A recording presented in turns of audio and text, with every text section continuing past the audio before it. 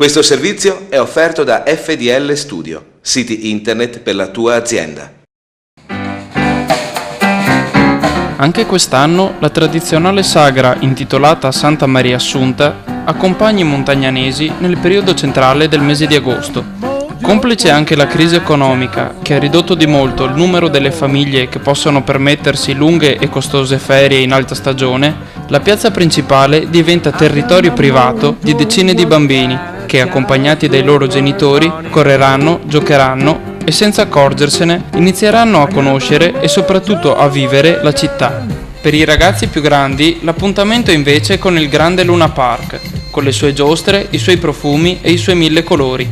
Come sempre, sul Sagrato del Duomo è attiva la ricca pesca di beneficenza, organizzata dai volontari della parrocchia, il cui ricavato è destinato ad opere di carità e di assistenza. La festa proseguirà anche lunedì 15 agosto con la grande tombola in piazza, il cui ricavato andrà devoluto come sempre alla scuola materna Prosdocimo Baricolo, per concludersi martedì 16 con l'imperdibile spettacolo pirotecnico.